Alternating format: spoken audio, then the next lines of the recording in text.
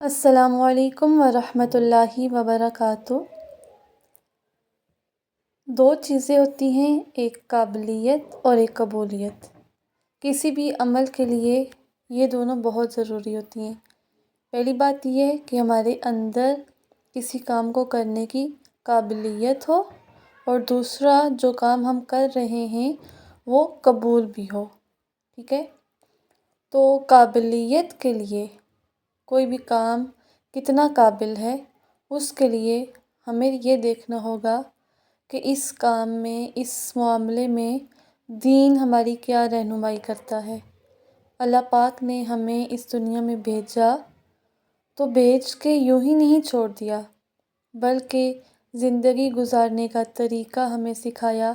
ہمیں ایک ایک چیز زندگی گزارنے کی اللہ نے اپنے نبی کے ذریعے ہم تک پہنچائی۔ تو جتنا ہم اس طریقے کو اڈاپٹ کریں گے، اتنا ہی ہمارے اس کام کی قابلیت بڑھتی جائے گی۔ اور پھر قبولیت انتہائی ضروری ہے۔ قبولیت کے لیے ہمارے اندر اخلاص ہونا چاہیے۔ جو بھی ہم کام کر رہے ہیں وہ خالص اللہ کی رضا کے لیے ہونا چاہیے۔ تو اس کے لیے ہمیں قرآن سے ایک دعا ملتی ہے، ربنا تقبل منا انک انت السمیع العلیم۔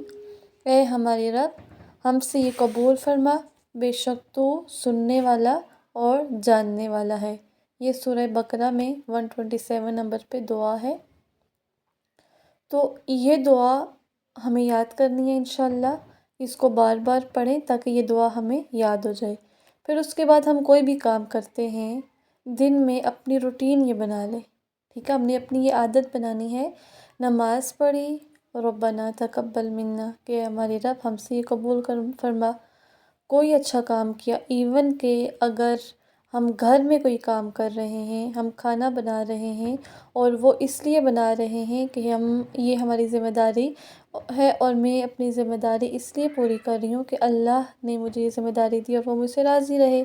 کیونکہ جب ہم کوئی بھی کام اللہ کی خاطر کریں گے تو ہمارا وہ کام بھی عبادت بن جاتا ہے۔ اگر ہم چل رہے ہیں، ہم صفائی کر رہے ہیں، کپڑے پریس کر رہے ہیں، جو لڑکیاں گھر میں عموماً کام کرتی ہیں، اس کے علاوہ ہم پڑھ رہے ہیں، پڑھا رہے ہیں، کوئی بھی کام کر رہے ہیں، تو وہاں پہ ہم نے نیت یہ رکھنی ہے کہ ہم یہ کام اللہ کی رضا کے لیے کر رہے ہیں، اور اے ہمارے رب تو ہم سے یہ قبول فرما۔ دیکھیں، بندہ مومن 24 گھنٹے حالت عبادت میں رہ سکتا ہے، اگر ہم اپنی نیتوں کو خالص کر لیں، اگر اپنے اندر ہم اخلاص لے آئیں، تو پھر ہمارے اندر یہ نہیں ہوگا کہ جو ہے وہ ہمارے تعلق صرف دین کے ساتھ نماز روزے کی حد تک نہیں رہ جائے گا، ٹھیک ہے؟ اگر ہم سو رہے ہیں تو سونے میں بھی وہ طریقہ اڈاپٹ کریں جو اللہ کے نبی نے ہمیں سکھایا، تو ہمارا سونا بھی عبادت۔ ہم اس طریقے سے کھا رہے ہیں، حلال کھا رہے ہیں، طیب کھا رہے ہیں، تو ہمارا کھانا بھی عبادت ہے۔ تو اس طریقے سے ہم نے اپنے ہر ایک کام کو چیک کرنا ہے کہ یہ ہمارا کام جو ہے وہ اللہ کے بتائے ہوئے طریقے کے مطابق ہو۔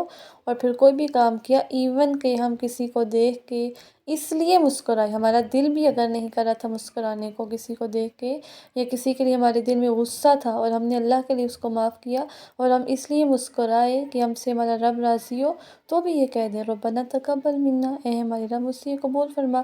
کیونکہ جتنی چیزیں اللہ کی ذات نے قبول فرما لی، ان کا اجر جو ہے وہ اللہ پاک ہمیں قیامت والے دن بھی عطا کریں گے، اور اس دنیا میں بھی ہمیں اس کی بہترین صورت جو ہے